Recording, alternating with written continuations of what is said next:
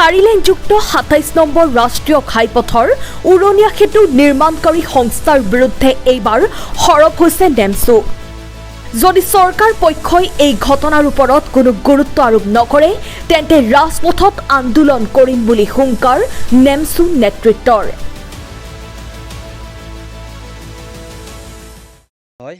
খুব দুখৰ বিষয়, খুব মৰ্মান্তিক ঘটনা।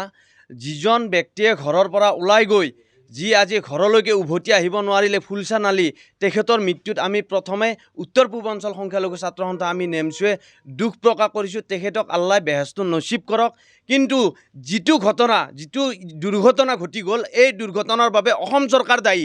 আমি অসম চৰকাৰৰ মাননীয় মুখ্যমন্ত্ৰীক আহ্বান জনাইছোঁ, আপোনালোকে যিবিলাক কোম্পানীক যে ফ্লাইঅভাৰ যি আমাৰ উৰণীয়া সেতুৰ নামত তেখেতসকলে এই টেণ্ডাৰ কৰি মানে কাম দিছে, কাম কৰাৰ কাৰণে যিবিলাক অনুমতি দিছে, এই অনুমতি দিয়াৰ পিছত তেখেতসকলৰ যি মাই মতালি ছিষ্টেমত তেখেতসকলে কাম কৰি আছে, এই মাই মতালিৰ কাৰণে আজি আমাৰ এই নিৰীহ প্ৰাণৰ মানে এজন প্ৰাণ হেৰুৱাবলগীয়া হৈছে। খুব দুখৰ বিষয়। আমি উত্তৰ পূৰ্বাঞ্চল সংখ্যালঘু ছাত্ৰ সন্থাই আমি দাবী উত্থাপন কৰিছোঁ, এই যি ফুলচান আলীৰ পৰিয়াল, এই পৰিয়ালটো চলাৰ কাৰণে কোম্পানীৰ লগতে কোম্পানীৰ যিজন স্বত্বাধিকাৰী তেখেতৰ লগতে অসম চৰকাৰক আমি 50 লাখ টকা তেখেতৰ পৰিয়ালক ক্ষতিপূৰণ, লগতে তেখেতসকলৰ এজন যাতে যোগ্য এজন ব্যক্তিক যাতে চৰকাৰীভাৱে এটা চাকৰি দিয়ে, তাৰ কাৰণে আমি নেমচুৰ তৰফৰ পৰা দাবী উত্থাপন কৰিছোঁ। আমাৰ যিবিলাক আমাৰ সন্মানীয় ব্যক্তিসকল আছে এই অঞ্চলৰ, আমি সন্মানীয় ব্যক্তিসকলত কথা পাতি যদি এই যিখিনি সমস্যা, এই সমস্যাসমূহ যদি তেখেতসকলে অসম চৰকাৰ তথা লগতে আমাৰ যি কোম্পানী আছে এই কোম্পানী যদি সমাধান নকৰে তেতিয়াহ'লে কিন্তু আমি ৰাজপথত গৈ আন্দোলন কৰিবলৈ বাধ্য হ'ম। বুধবাৰে বাইহাটা চাৰিআলিত সংঘটিত হোৱা শোকাবহ দুৰ্ঘটনাত মৃত্যু হোৱা ফুলচান আলীৰ বাসগৃহত নিশা উপস্থিত হয় নেমচুৰ এটা সজাতি দলসহ ইউটিউবাৰ ৰুবুল আহমেদ।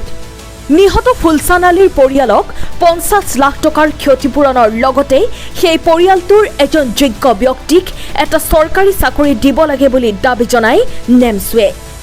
উল্লেখ্য যে নিৰ্মীয়মান উৰণ সেতুৰ বীম খহি দুৰ্ঘটনাত মৃত্যু হৈছিল ফুলচান আলী নামৰ এজন চানা ব্যৱসায়ীৰ। পৰিয়ালটোৰ একমাত্ৰ উপাৰ্জনকাৰী ফুলচান আলীৰ আকস্মিক মৃত্যুত শোক প্ৰকাশ কৰিছে নেমচুৱে।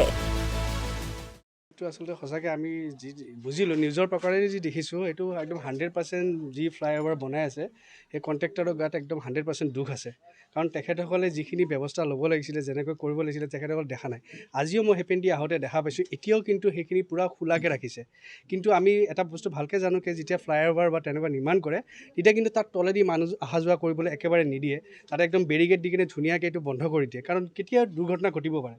কিন্তু তেখেতসকলৰ আজিও এটা ইমান ডাঙৰ দুৰ্ঘটনা এটা হৈ যোৱাৰ পিছতো তেখেতসকলৰ যেন গা লৰা নাই, তেখেতসকলে এনেকুৱা এটা মানে দেখুৱাই আছে যেন তেখেতসকলে চব আৰু এইটো বস্তু বুজি পাইছোঁ কি তেখেতসকলৰ আজি ভুলত এজন পৰিয়াল নিজৰ এজন সন্তান হেৰাব লগা হৈছে।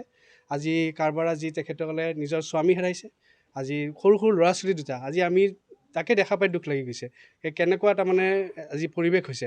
আৰু মই অসম চৰকাৰৰ লগতে মই যি ব্ৰিজৰ যি নিৰ্মাণ কৰিছে কণ্ট্ৰেক্টৰ অনিল দাস বুলি শুনিছোঁ তেখেতৰ নাম, তেখেতক এটাই অনুৰোধ কৰিছোঁ যে এই পৰিয়ালক যেন তেখেতক সকাহ দিয়ে, তেখেতসকলক যেন কিবা এটা সাহাৰ্য আগবঢ়ায়।